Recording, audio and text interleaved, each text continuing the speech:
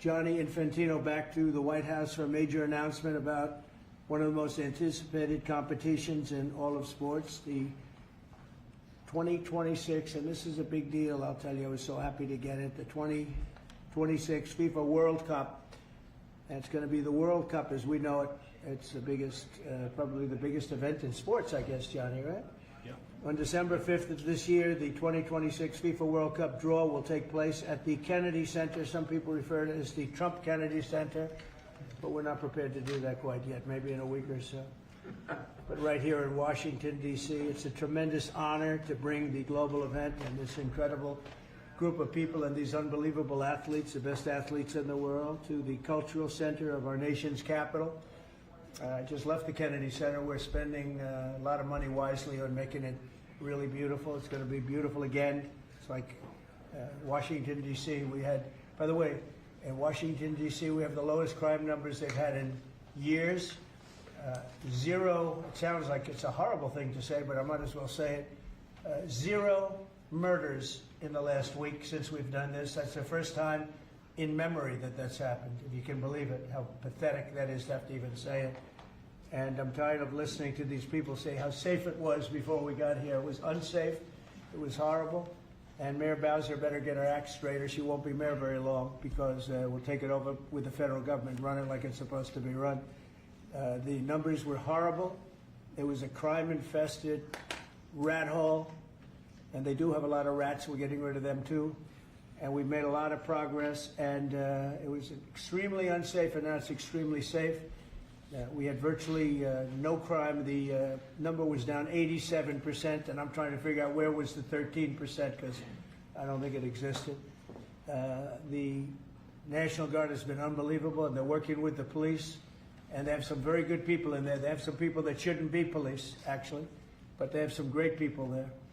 And the Washington, D.C. is a whole different place. And Johnny, I'm sure you'll be happy to hear that too, actually. Oh, yes. But it's a whole different place. People are excited again. They're going out to restaurants again.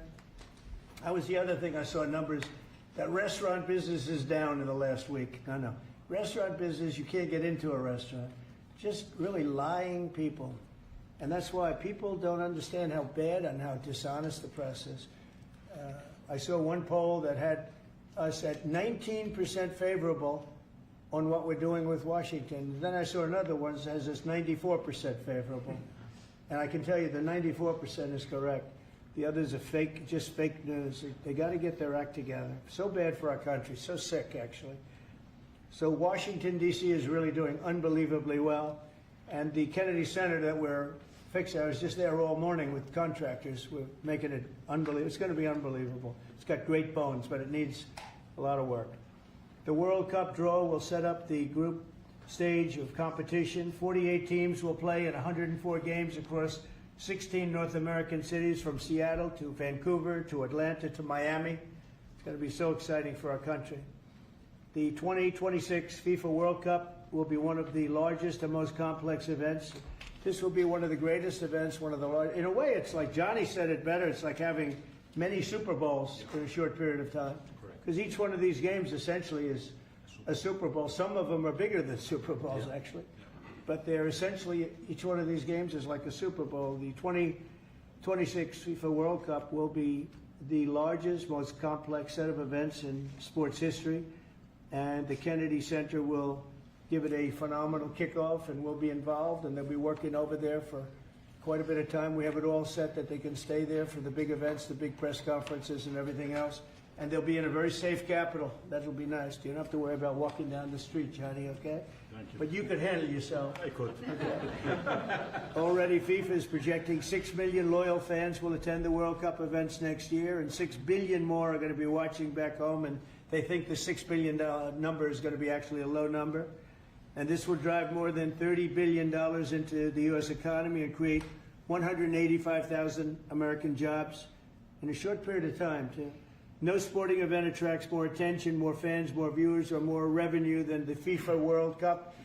And again, I'll just say it's the World Cup, and it's the biggest thing there is in sports, and we have it. And I got it in my first administration, and I was really somewhat devastated, as devastated as I can be. I don't have time to get too devastated. I was very happy that today, as you saw, the group that does this, a government group, radical left group, announced that Trump was right, took in $4 trillion worth of tariffs, that the $4 trillion are going to reduce the deficit by numbers far greater than they ever expected or heard of. And by the way, the stock market went up 1,000 points. That was as of 10 minutes ago. I can't tell you what happened. A lot of things happened. But the stock market's up almost 1,000 points. And it's basically on the news that the release that just came out from government that the tariffs that everybody was talking about, that the whole world respects us for because of what we did. The tariffs are going to be at $4 trillion. They're going to reduce the deficit by $4 trillion, Mr. Vice President. What Pretty do you good, think? sir. Too bad it's not 5, right? That's right. It's had a huge impact, and the stock market is way up.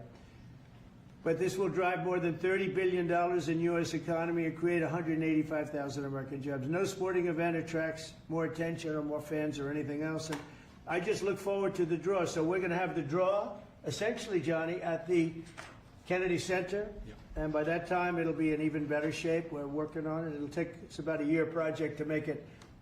It'll be great. It'll be fantastic. You see the way this is looking? Look, nice. I can't tell you how much that gold costs. A lot of money. There's nothing like gold, and there's nothing like solid gold. But this beautiful office needed it. It had to be representative. When we took it over, it was dirty, not clean. I immediately changed the chair and had this beautiful desk renovated, brought out by the White House. People that do this, they did a great job to send it out. We have a craftsman who's great. But this was not appropriate for the Oval Office when I took over. And now you look at all those paintings you're allowed to turn back. All of these are great presidents, and they were all in the vaults. They were in vaults for some cases much more than 100 years. And now they're proudly hanging on the Oval Office walls. And I can't imagine anybody changing it. But they were buried in vaults for over 100 years, many of them. So it's very exciting. People come in, they really love it. They love what we're doing here. They love what we're doing in D.C., and they love what we're doing, most importantly, in the country and the world. I'd like to ask Johnny to say a few words. He's the head of the whole thing. He's been there for a long time, probably the most respected man in sports. He's amazing, actually.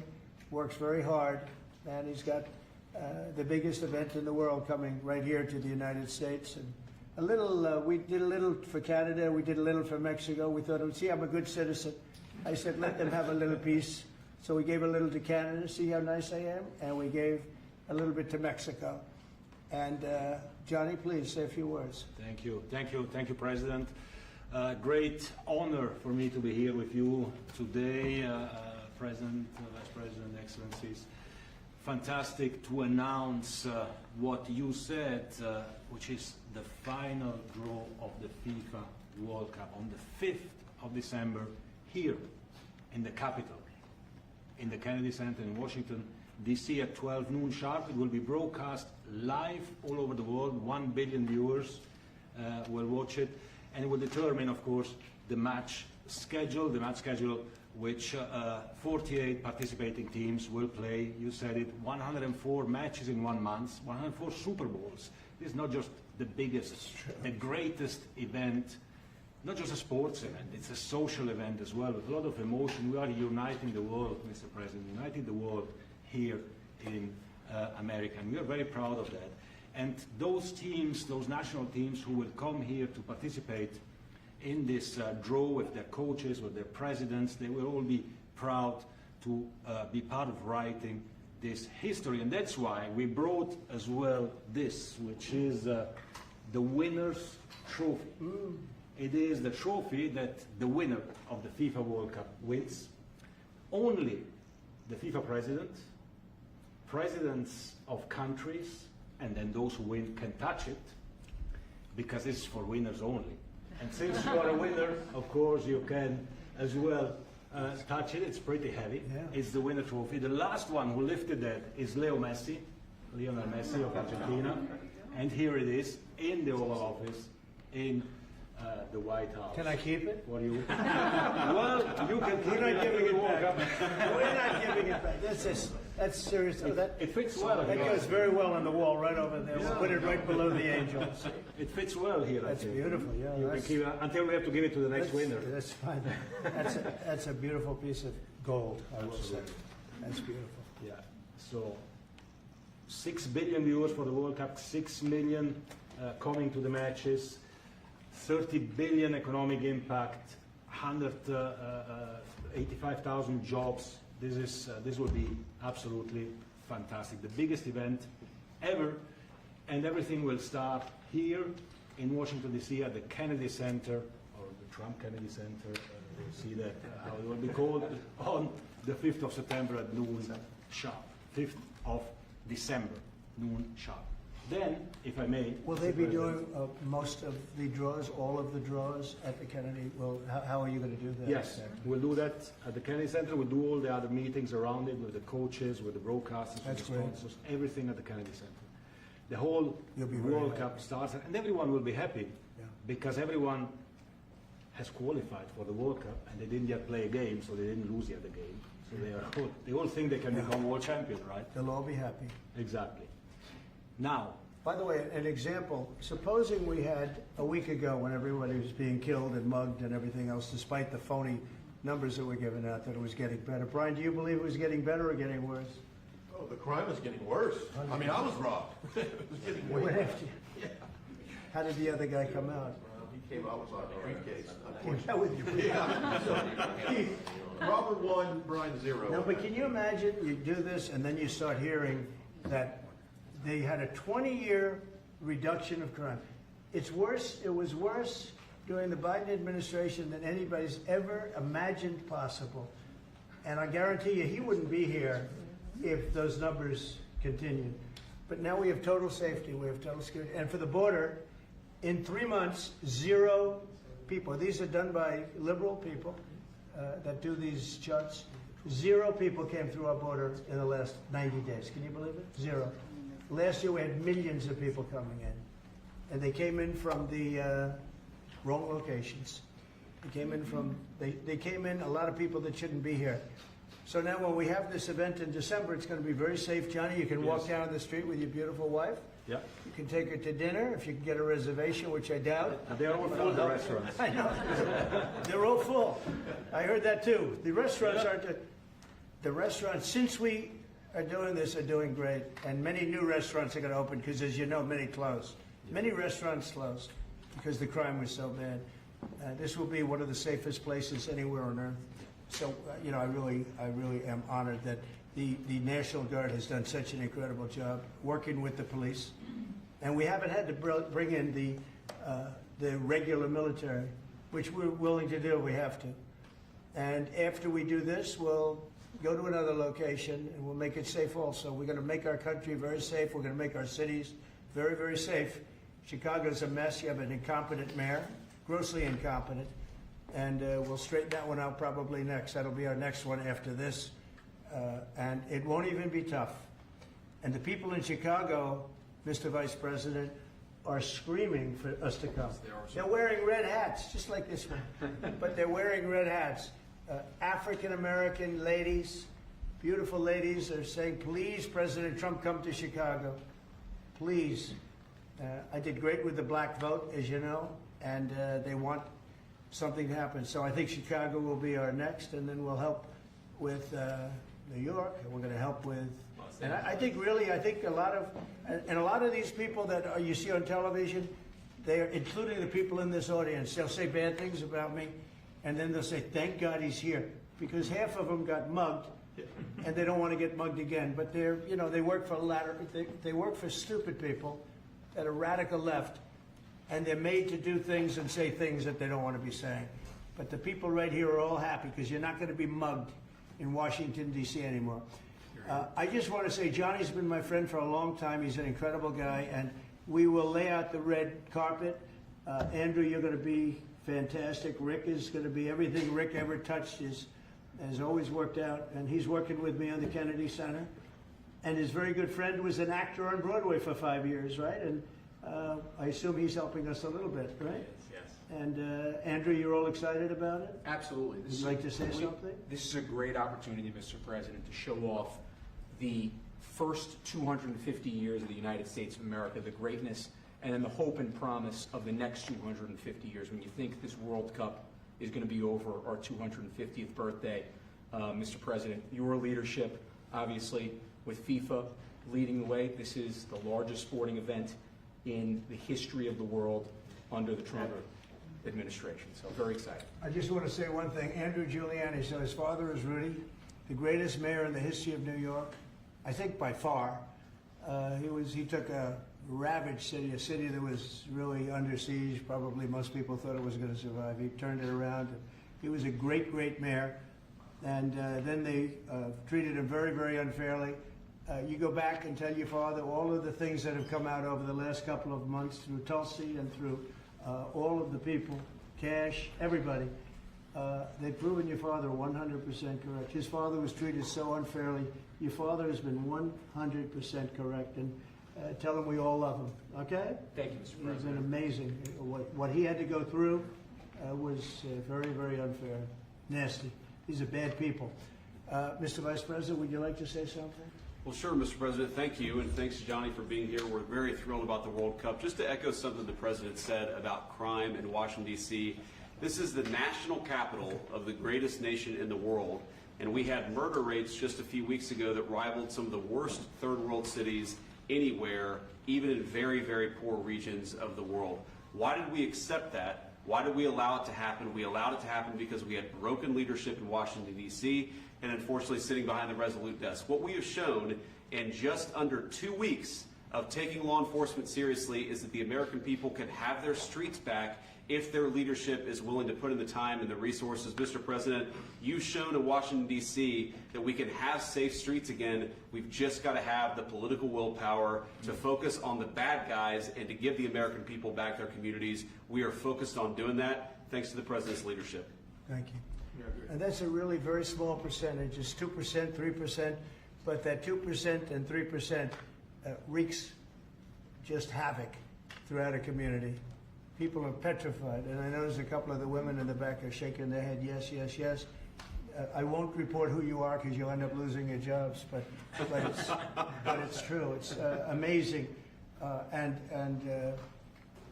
the police, and you look at the D.C. National Guard, I saw pictures of them last night getting off vans and all, and I saw some bad ones running, but they're not running so much anymore. They're not there. They're just not even, they're not even trying. You're totally safe. Now, there'll be something happening sometime. I don't know. Maybe it won't be for a long time, but this was every night would get reports of people being mugged and killed.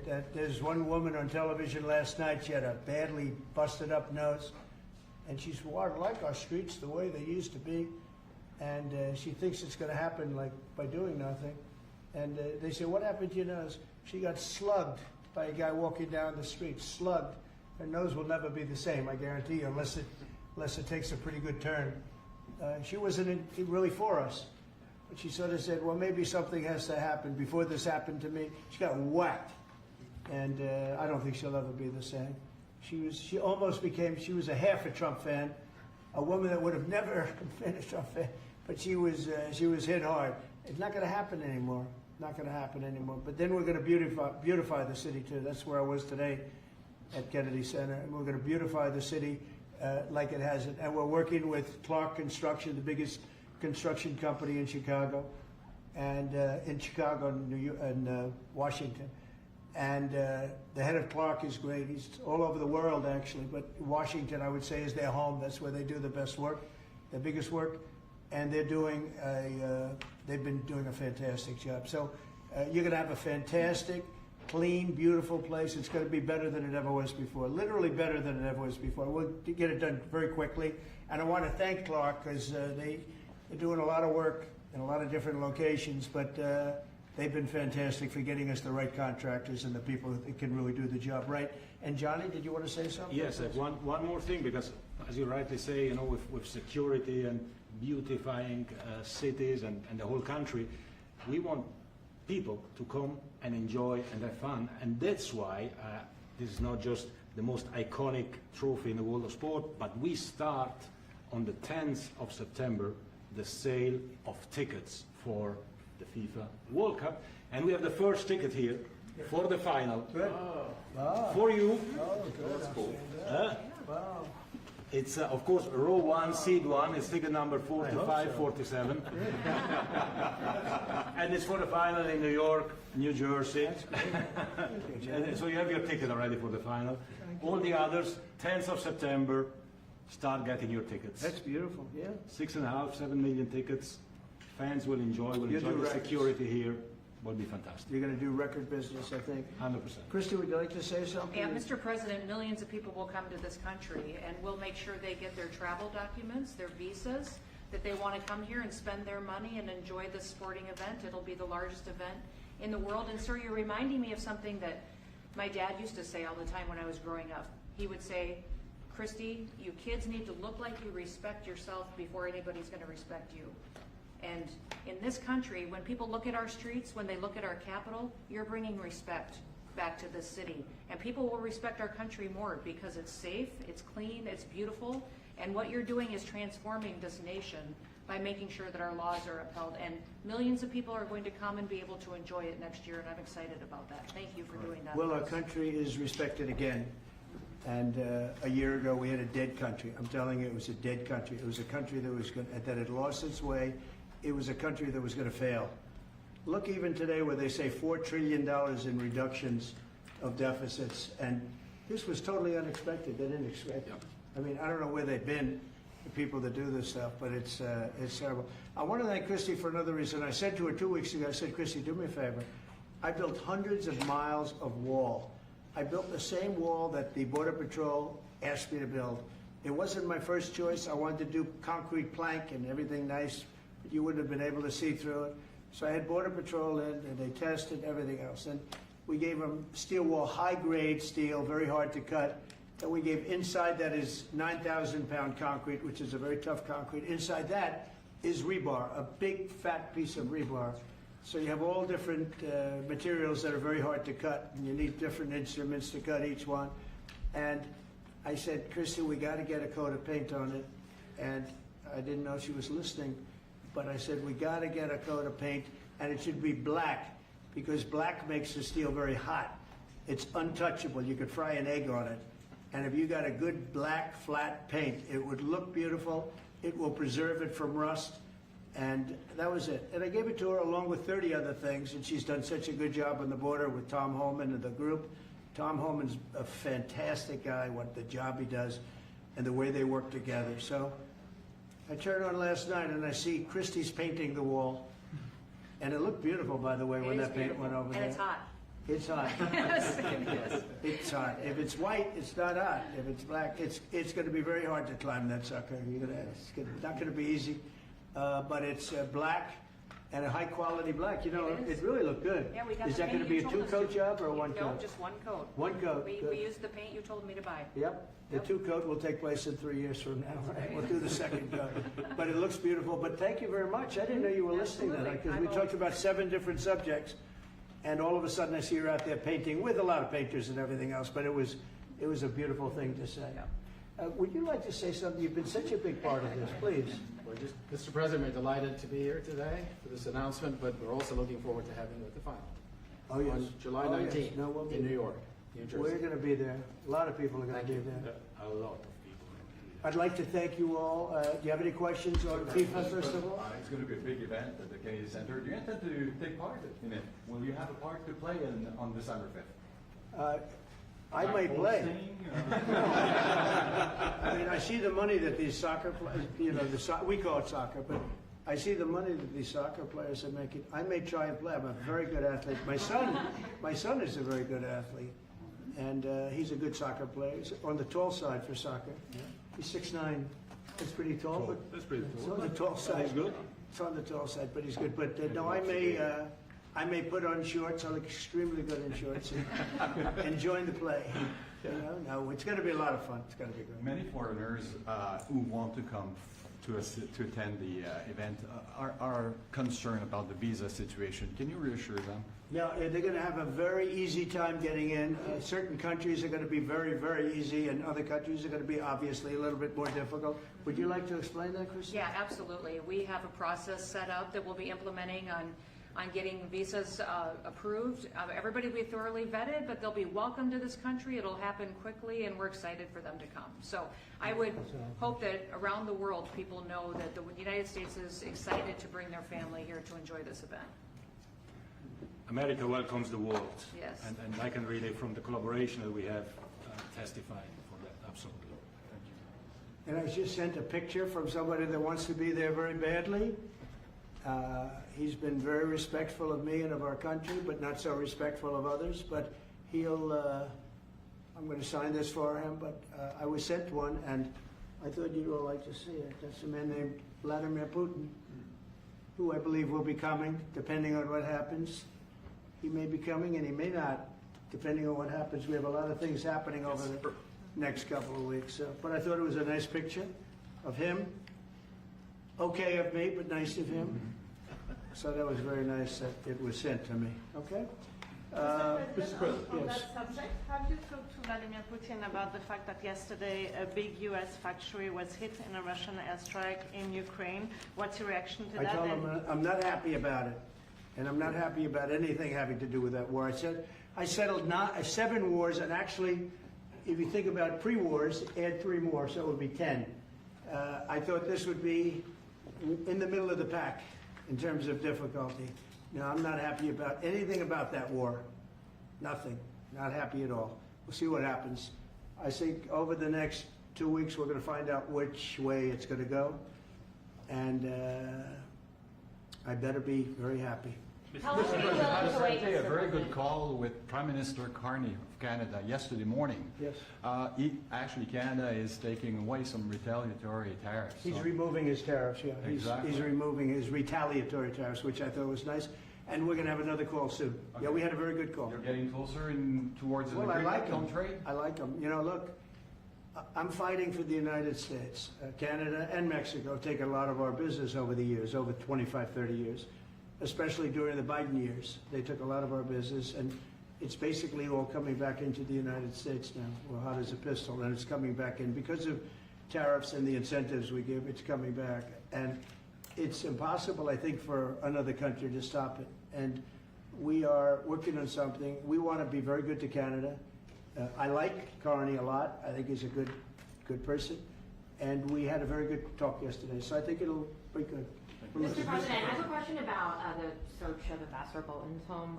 The Vice President recently just did an interview saying that it's about classified documents, but that there's also broad concern about him. What are the concerns? Well, that I you haven't have? spoken to Pam in the group yet, but I will be. I saw that just like everybody else. I try and stay out of that stuff. I'm allowed to be, and I'm chief law enforcement officer, believe it or not. You know, I don't like to go around saying that, but I am. That's the position. But I purposely don't want to really get involved in it. I'm not a fan of John Bolton. I thought he was a sleazebag, actually. And he suffers major Trump derangement syndrome, but so do a lot of people, and they're not being affected by anything we do. I don't know anything about it. I just saw that. I'll find out about it. But if you believe the news, which I do, I guess his house was raided today. But my house was raided also, called Mar-a-Lago. They went through everything they could, including my young son's room and my wife's area. They went through her drawers, as the expression goes. They went through everything you can imagine. And when she came back, she said, she's very neat, you know, she's meticulous. And she looked and she said, whoa, this wasn't the way that she had it. So, you know, so I know the feeling. It's not a good feeling. Thank you. Mr. President. On Ukraine, how long will you give Putin? A couple of weeks. We're going to figure it out. We'll find it. Do you think you'll have to intervene at some point? Look, it takes 2 to tango. You understand that. I wanted to have a meeting with those 2. I could have been at the meeting, but a lot of people think that nothing's going to come out of that meeting. You have to be there. Maybe that's true. Maybe it's not. But we're going to see. In the meantime, people continue to die. But I've solved 7 of them where they were in wars for 31, 35, and 37 years. We had 3 of them that were for more than 30 years, Johnny, and I got them solved. And we solved one that could have been a nuclear war with India and Pakistan. That was getting ready to be a nuclear war. I solved them all. And this one, I thought we would have had it done by now, but it's more different. There's a lot of anger, a lot of hatred. There's a tremendous amount of hatred there. So, but we'll see what happens. I think in 2 weeks we'll know which way I'm going. Because I'm going to go one way or the other.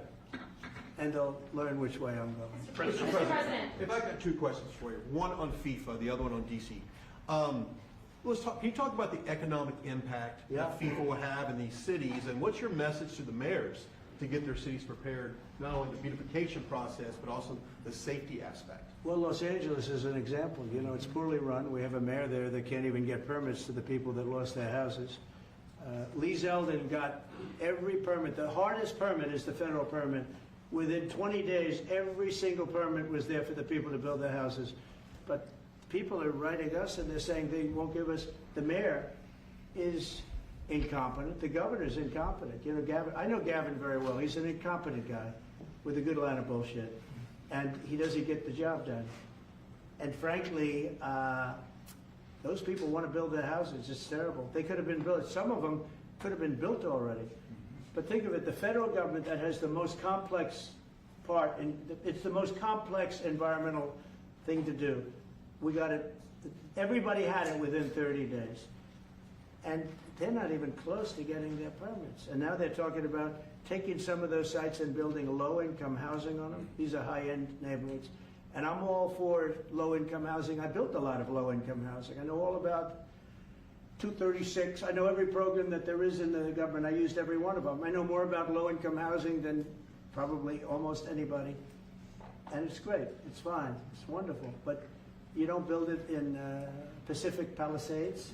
You don't build it there. And you don't build it in the other areas that burned down. So they're talking about putting up low-income housing. And you talk about riots. They're going to have riots if that happens because you're taking the people's property away. They want to build their houses, and they're unable to get permits from the mayor and from the governor. And that's a terrible thing.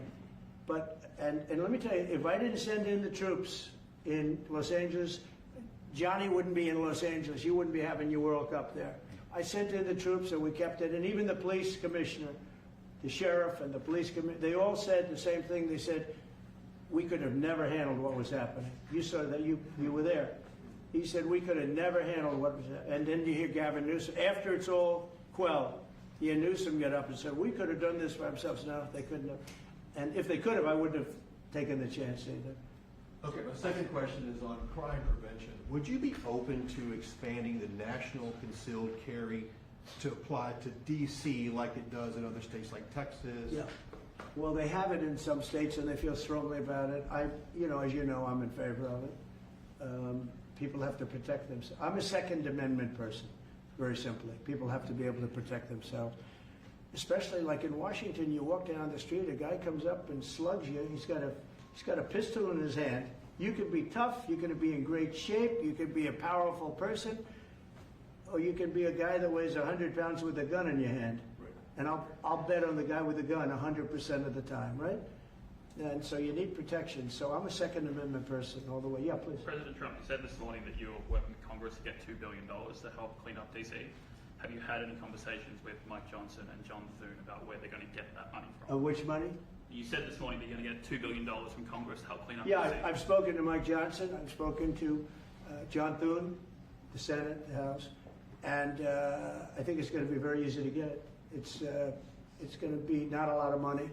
I wouldn't even know where to spend the number that you mentioned, but it's going to be money to beautify the city. Yeah, they're ready. Everybody wants to save D.C. In one way, it's the easiest. The violence was more than any other city in the country, actually, by far. It may have been more than any other city in the world, if you could think.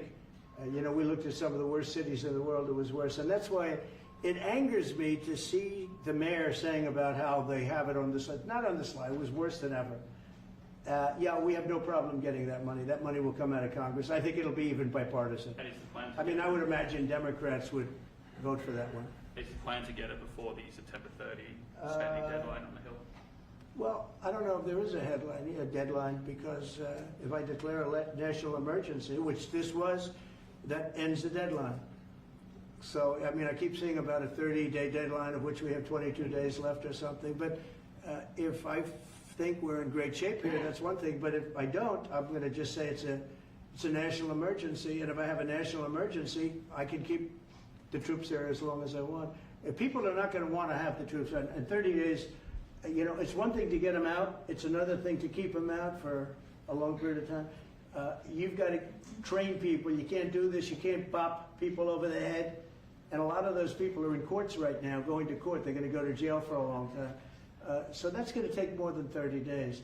But if I have to, I'll declare a national emergency, which I don't think I'll have to do. Yeah. Mr. President, You said in 2 weeks you'll know whether you go. Yeah, I think I'll one way or know. the I other. think I'll know the attitude of Russia and, frankly, of Ukraine. It takes two. What are the 2 ways you can go at the end of 2 weeks then? Well, then I'm going to make a decision as to what we do. Or And it's going to be a very important decision. And that's whether or not it's massive sanctions or massive tariffs or both. Or do we do nothing and say it's your fight? Look, I would have never been in this war if I were president. You wouldn't have had this war. It was never going to happen.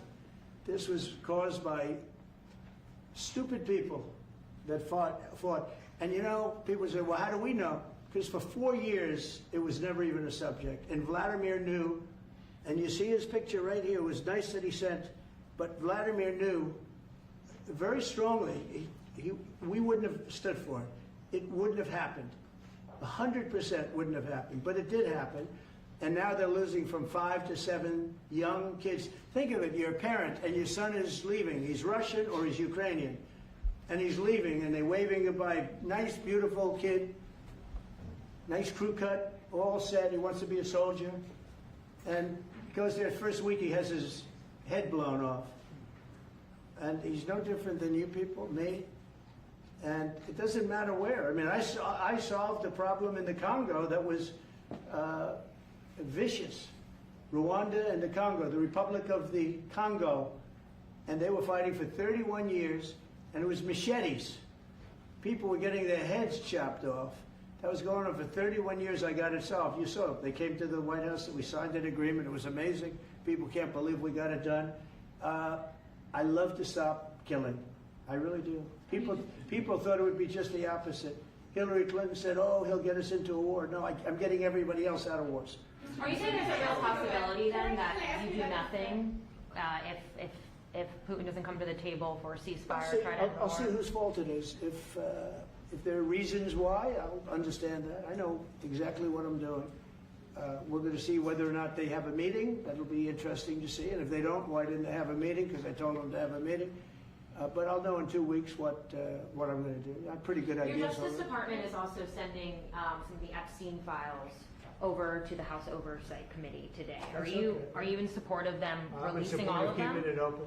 If they wanted to Innocent release, people shouldn't be hurt, but I'm in support of keeping it totally open. I couldn't care less. You got a lot of people that it could be mentioned in those files that don't deserve to be. People, because he knew everybody in Palm Beach. I don't know anything about that, but I have said to Pam and everybody else, give them everything you can give them, because it's a Democrat hoax. That's just a hoax. The whole Epstein thing is a Democrat hoax. So we had the greatest 6 months, 7 months in the history of the presidency, and the Democrats don't know what to do, so they keep bringing up that stuff. But it affected them. Bill Clinton was on his plane and went to the island supposedly 28 times. I don't want to bring that up, frankly. You have Larry, whatever his name is, Summers, the head of Harvard, who was Jeffrey Epstein's best friend. Nobody ever talks about that. I mean, but I don't want to hurt Larry Summers, but he was best friends with Jeffrey Epstein. No, this is a Democratic hoax to try and get the significance of what we've done over the past 7 months. Nobody's ever seen anything like it. They say it's #1 in history. What we've done, including stopping 7 wars. I mean, just include that. And now you look at the stock market today. It's way up to start off with from where I took it. And this market was going to crash. If Joe Biden or Kamala were president, this market we would have had a crash like in 1929. You're not going to have that. It's only a question of how high is it going to go. You know, I had the strongest economy in the history of our country. And despite COVID, we had the strongest economy in the history of our country. And we're going to blow it away this time. I was always good at making a lot of money. And whether it was for myself or whether it was, I like doing it this way better. I mean, I like making it for the country. Our country's been ripped off by friend and foe, nations all over the world ripped off. And the friends have been much worse than the foes for the most part. And they're not ripping us off. We just signed a deal with the European Union. They're paying us essentially $950 billion, like a signing fee. They're going to buy $750 billion worth of energy. They weren't buying much of our energy there. And they're very smart in doing it. And as you know, Ursula was here a couple of days ago having to do with the people, the leaders that we had a great, people said they've never seen anything like it. Well, we had the leaders of Europe right here in the Oval Office. And she's so happy that she has an agreement. But people aren't ripping us anymore. We're run by, this country is run by smart people now. Mr. President, in Israel... Two questions. One is about Intel. There have been reports that you're considering taking a stake in Intel. Can you tell us About the 10%? About the 10%. Yeah, I met a man. He was a very nice man, and I called for his removal because I saw something by a man named Tom Cotton, a senator from Arkansas. He's a great guy, friend of mine, supporter of mine, big supporter. I'm a supporter of his too. And he wrote a pretty nasty story about the head of Intel. And I said, well, if that's right, he should resign. And he came in, he saw me, we talked for a while. I liked him a lot. I thought he was very good. I thought he was somewhat a victim, but, you know, nobody's a total victim, I guess. And I said, you know what? I think the United States should be given 10% of Intel. And he said, I would consider that. I said, well, I'd like you to do that because Intel has been left behind, as you know, compared to Jensen and some of our friends, NVIDIA, some of the people and the people in, because Intel should have never been. Intel was the biggest, most powerful chip company in the world. And then they started leaving. And they started going to foreign countries, in particular Taiwan. And if we had a president that would have said, okay, you can go to Taiwan, but we're going to put a 100% tariff or 200 or 300 or 500% tariff, anybody that sells into the United States has to pay. They wouldn't have left. They would have never left, and we wouldn't have. So in the meantime, we had people that were, in some cases, good politicians that weren't good on trade. I loved that man, but he was not good on trade. I totally disagreed. He allowed the car industry to be taken out of this country. We lost 50% of our car industry. But that's all coming back. It's all coming back. But if somebody would have said that with Intel, would be a giant right now. Now with that, they've had some bad management over the years, and they got lost. And I said, I think you should pay us 10% of your company. And they said, yes. That's about $10 billion. I don't get it. This comes to the United States of America. And I said, I think it would be good having the United States as your partner. He agreed. And they've agreed to do it. And I think it's a great deal for them. And I think it's a great deal. He walked in wanting to keep his job, and he ended up giving us $10 billion for the United States. So we picked up $10 billion. And we do a lot of deals like that. I'll do more of them. If somebody has, like we have restrictive covenants with Jensen. We have, it's NVIDIA. And to unrestrict the covenant, nothing to do with losing our powers or military or anything, because that I wouldn't do. But there are things you can do that don't affect us, that actually help us. And if we're going to give somebody a restricted covenant, we have a strong restrictive covenant on certain industries. And I will absolutely give somebody a opening on to do a lot of business, which is good for us, as long as it doesn't hurt us in a security or military way. And if I do that, I think the country should be paid, because anybody else, I have it in real estate where I'll have a deal with somebody and I'll have them restrictive covenant. Then they'll come back and they'll say, I'd love to be able to build over here, but I'm not allowed to because you have me covered, you have me restricted. I say, I'll let you build over there, but pay me a lot of money. No different. But the country never did it because the country was run by foolish people. You said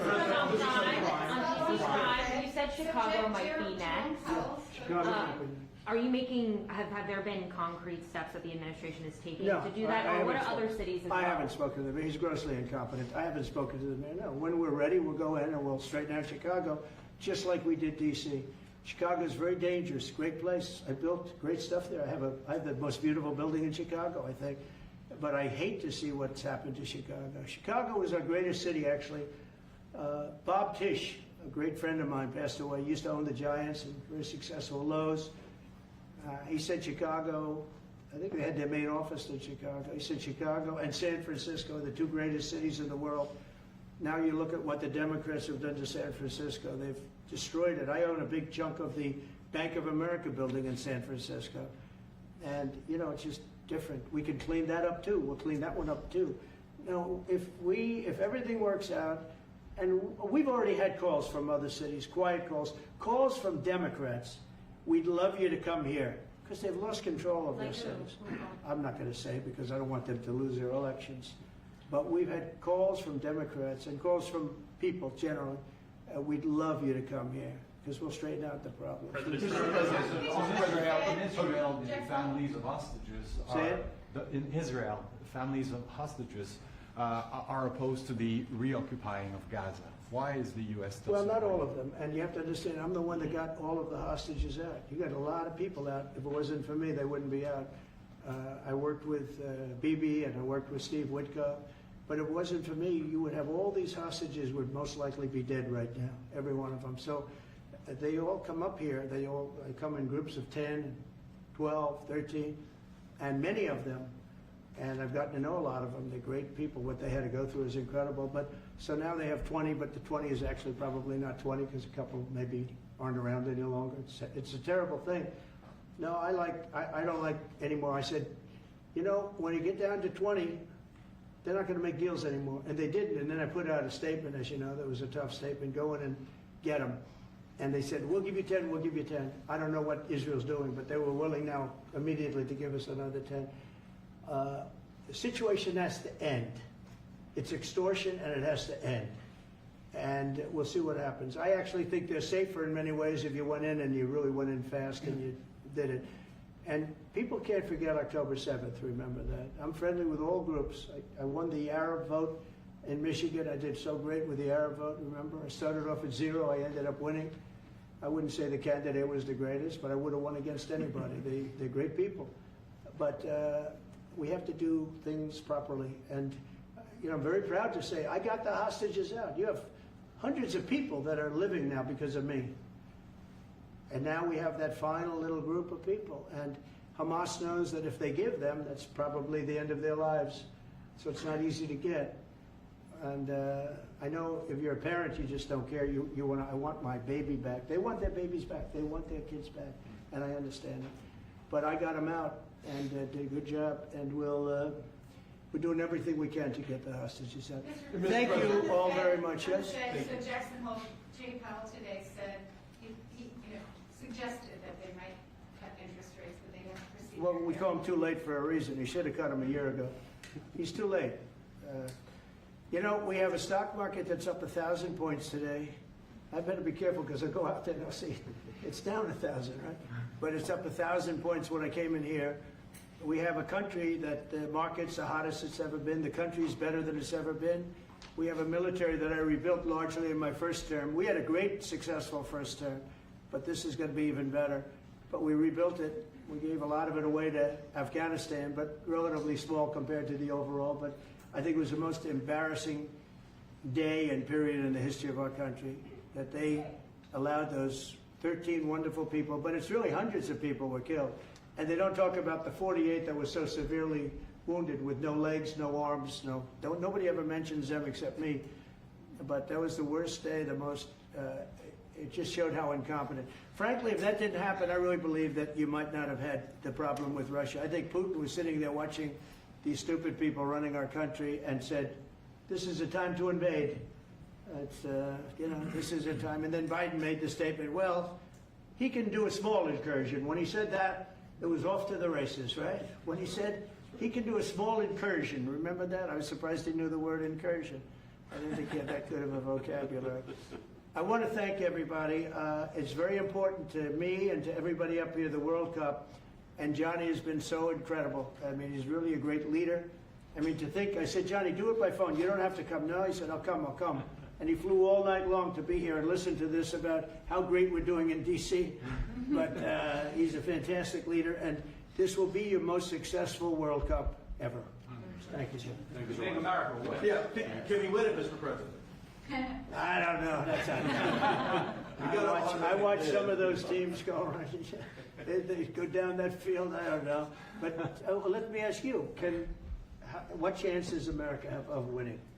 Well, the home team always has a good chance to win. It depends See, how he's it a good starts. No, but there's some good we have a players. shot. Yeah, of course, you have a chance. You have a Will Bear chance. be going to any of the games, Mr. President? I'd love to have him. He'd love to. He's very tall.